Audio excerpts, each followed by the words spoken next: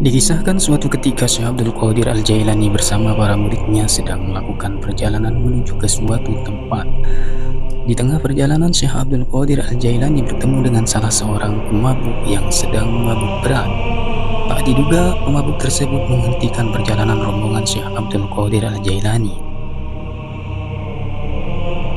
Ia lalu mengutarakan 3 pertanyaan yang membuat Syekh Abdul Qadir Al-Jailani sendiri pun kaget.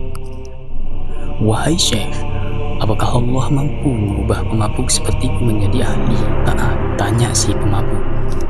"Tentu mampu, Allah Maha Kuasa," ujar Syekh Abdul Qadir Al-Jailani menjawab.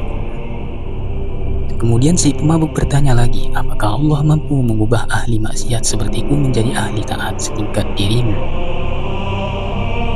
Dengan penuh kasih sayang, Syekh Abdul Qadir Al-Jailani menjawab, "Sangat mampu, Allah Maha Kuasa atas segala sesuatu." Si pemabuk bertanya kembali, "Apakah Allah mampu mengubah dirimu menjadi ahli maksiat sepertiku?" Mendengar pertanyaan ketiga, seketika itu Syekh Abdul Qadir Al-Jailani menangis tersungkur dan bersujud kepada Allah. Murid-murid Syekh Abdul Qadir Al-Jailani pun penasaran dan kebingungan. Lalu mereka memberanikan diri untuk bertanya, "Wahai Tuan Syekh, apa gerangan yang membuatmu menangis?" Kemudian Syekh Abdul Qadir Al-Jailani menjawab pertanyaan muridnya dengan penuh perhatian dan hati bergetar. "Betul sekali si pemabuk itu. Pertanyaan terakhir yang menyebabkanku menangis karena takut kepada Allah.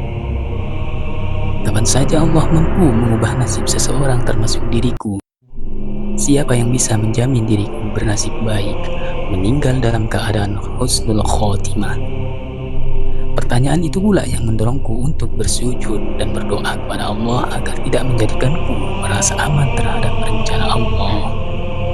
Hikmah yang bisa diambil dari kisah di atas mengingatkan kita agar tidak mudah merasa aman dengan amal yang kita miliki. Tidak tertipu dengan kedudukan dan jabatan kita. Tidak jumawa dengan ilmu yang kita miliki. Karena Allah Subhanahu wa Ta'ala Maha Kuasa atas segala sesuatu yang Ia kehendaki, termasuk mengubah seseorang kapanpun dan dimanapun Ia berkehendak. Maka senantiasalah berdoa dalam sujud ketika sholat. Demikian kisah pertemuan Syekh Abdul Qadir dengan seorang pemabuk. Sekelas beliau saja sangat khawatir dengan dirinya dan tidak pernah bangga dengan makom kewaliannya. Bagaimana dengan kita yang belum jelas kedudukannya di sisi Allah? Wallahu a'lam.